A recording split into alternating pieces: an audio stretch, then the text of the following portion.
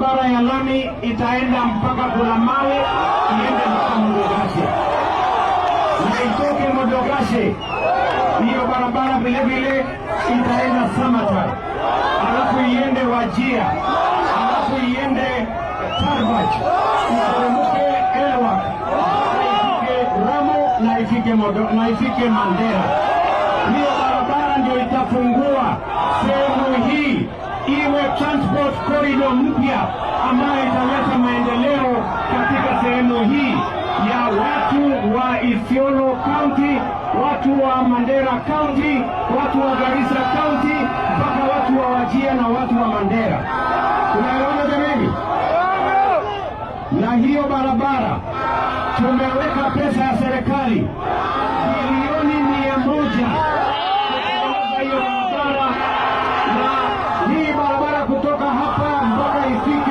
Asubuhi nimeanzisha barabara ile inatoka hapa Isiolo kwenda Kulamawe, itoke Kulamawe iende mpaka Modogashe, na baadaye iende Wajia, iende mpaka Mandera, barabara ambayo itasaidia wananchi wa sehemu hii na kufungua transport corridor ambayo itahakikisha ya kwamba Kenya inabadilika. Tunaelewana jameni? Tunaelewana? Nyinyi vijana hapa nyamazeni. Yes. Sikizeni vijana. Yes, nyamazeni namna hiyo. Kwa sababu maneno mnayotaka tutasema hapa. Sawa sawa? Na mimi nataka niwaeleze wananchi wa hapa Isiolo wanataka mambo yao ya maendeleo izungumziwe na ipangwe, twende mbele pamoja. Watu wa Isiolo, ni kweli ama si kweli? Ni kweli ama si kweli? So mimi nataka niwaeleze nyinyi vijana, nyamazeni. Hata kama nyinyi ni watu wa Guyo, nyamazeni. Tunaelewana? Mimi nataka tuendelee pamoja. Leo mimi nataka niwaambie kutoka hapa Isiolo, sasa barabara ya lami itaenda mpaka Kulamawe, iende mpaka Modogashe, na itoke Modogashe hiyo barabara vile vile itaenda Sabotage, alafu iende Wajia, alafu iende Tarbaj, iteremke Elwak mpaka ifike Ramo na ifike Mandera.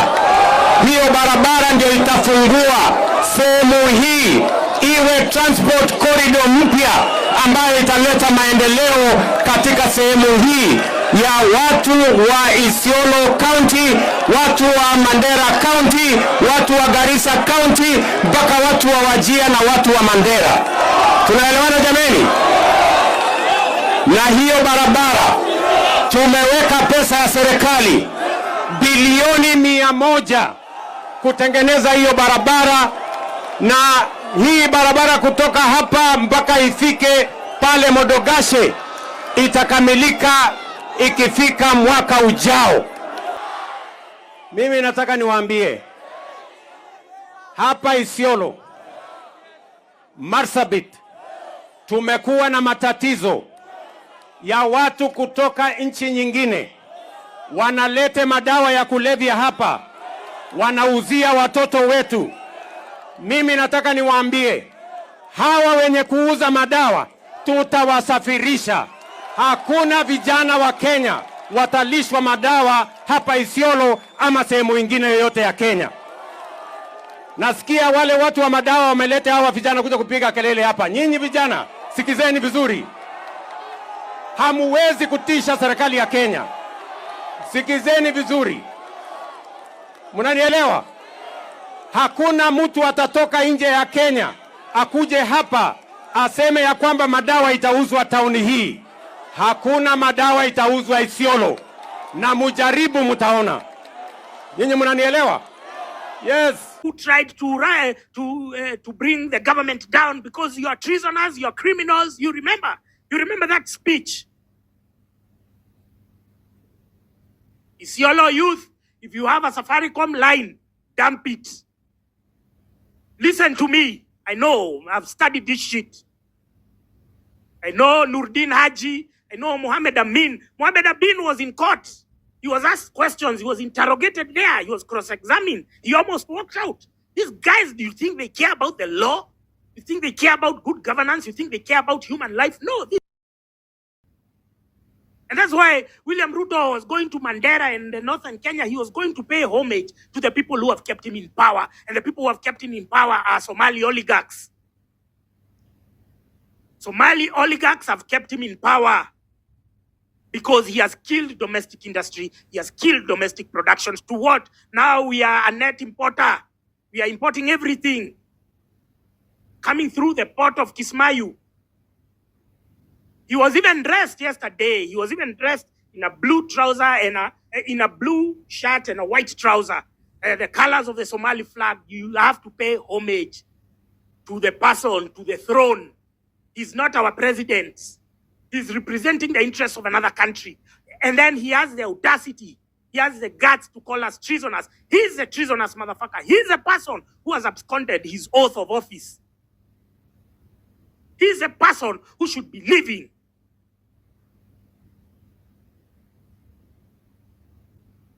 And so my work here is to just tell you to remain focused. Number one, we say that every Monday will be a national strike. Every Monday will be a national strike. Please, TikTokers, if you're getting this, I need you to get this part very well because people don't seem to get it. Every Monday, if you don't have anything to do in town, please stay at home because many of you have made going to town as a career. Sometimes when you don't have anything to do, you're just going to run, I don't know, silly errands or whatnot. If you have anything to do, do it now, do it Saturday, do it when, but don't go to town on Monday. Number two, close your business. Close your business. It is that simple. We're asking you to sacrifice because you're still not going to make any money. Your customers are running short of money. You are being taxed left, right, and center. These guys are coming for a paycheck. So why don't you want to be in solidarity with the people who have kept your business afloat? You think you're going to profit while your customers suffer and languish in poverty? No. So close your business. Don't go to town, whichever town you are in.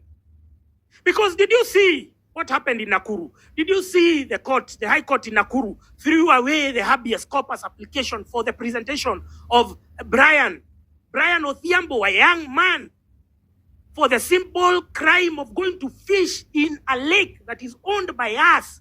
That lake is not owned by KWS. It's not owned by the tourists. It is owned by us. That is our money. That is our heritage. Even if we were all to go and fish there tomorrow, KWS, that you're going to prioritize money over human life. And then the courts have no shame. They throw out the application for the police to present him because they know they killed him and threw him in that lake where nobody will be able to find him. People, you have to understand that your sacrifice is needed and it is necessary. Because if we rely on these stupid boomers who are telling us to wait until 2027, most probably you won't be alive to see that. These boomers, politics is their career. Politics is that's all they do, just going on rooftops. Look at somebody like William Ruto. He has the energy to do everything else other than what he was elected for. He has the energy to go there and hurl insults, to throw tantrums, to throw his childish rants. But ask him to do a project, ask him to show us even a pit latrine to his name. You will never see it.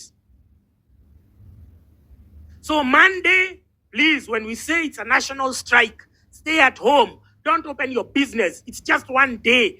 I'm telling you, at the end of this, you will benefit. You will be happy. It's better to sacrifice a few weeks and have a lifetime of prosperity than to continue entertaining this government. You need to block. We need to choke their revenue. We need to choke their tax collections. You understand? University students, this week you did a good job. KU, you blocked the road. Nairobi University, you went to help. Technical University, you went to the streets. But they promised you that they are going to give you your help. They haven't sent that money. Just the same way they lied to sugar farmers in Western, in Mumias. They told them, oh, you're going to look, if you look in your phones, you're going to see the bonus. We didn't see that bonus. So join us in the protests. Join us. Whichever part of the country, don't forget you have grievances. So if you cannot march in town, or you cannot, since you're not in that position, stay at home. Some of you go when it's not necessary. Stay at home. Nobody will sack you. Nobody will relieve you of your job. That, oh, when I said Francis Gaido has declared a holiday, or when you go and tell your human resources manager that, you will never be sacked.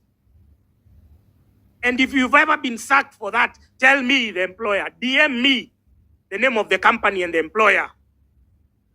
Huh? We are here trying to fix the economy. We are here trying to fix the country. But then we are being sabotaged. I told you the biggest war that I have ever fought in my life is not against Ruto. It's against the internal sabotage. It's against these bloggers, these rural-bred, retarded. Hii ushamba inamsumbuanga ni nini? Ukikuja town, if you want to be part of the global community, then you leave your stupidity, you leave your ruralism behind. And then you say, now I am a new person.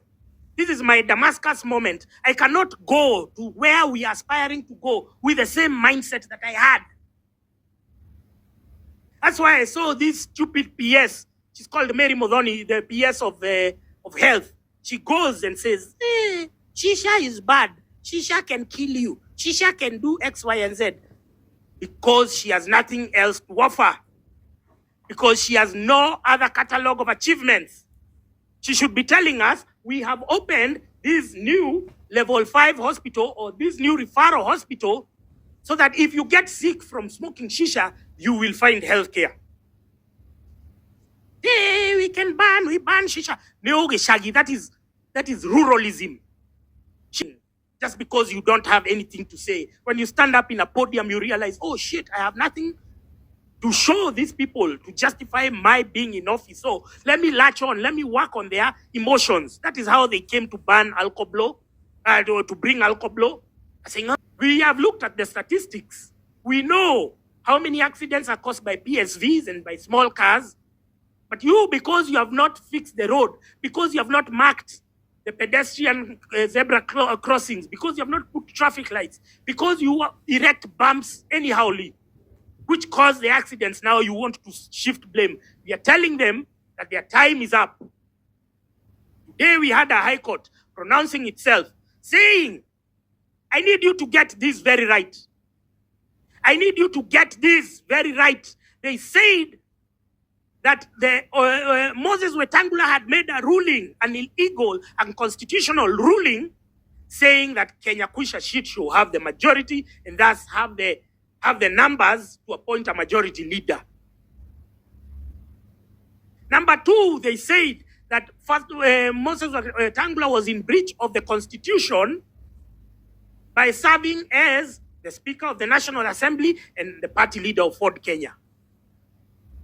Now listen, the petitioner had not asked for the courts to declare Moses Wetangula's seat unconstitutional. Please. Or Kimani Ichung'wah's seat unconstitutional. No, it was just to define who has the majority in parliament. That is what the petitioner had asked for. You see, the court cannot grant you what you have not asked for. But we already know that by that pronouncement, the court has declared that Moses Wetangula is illegally in office. Kimani Ichung'wah is illegally in office. What should happen right now without any further delay is that Moses Wetangula should leave office. All the security should be withdrawn from his house, from his residence, from his car, his motorcade, everything should be withdrawn, and Parliament should elect another speaker without any fail. Parliament, you've been given one last chance to redeem yourself before we come there and finish the job. You know the job that we started last year? We are going to come and finish it if you don't redeem yourself. Right now, please ensure that Moses Wetangula is not in office by the close of business today.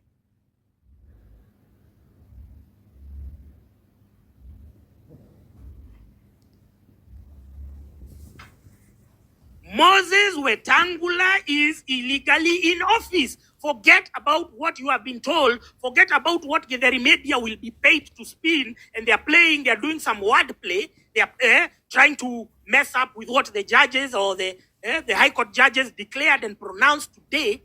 But because the petitioner had not explicitly requested or demanded or petitioned for Moses Wetangula's removal today, the only item they wanted was a definition of who is the majority party in parliament. And they have already pronounced themselves. They have said that Moses Wetangula, you cannot be a speaker, house speaker, and you still be a party leader.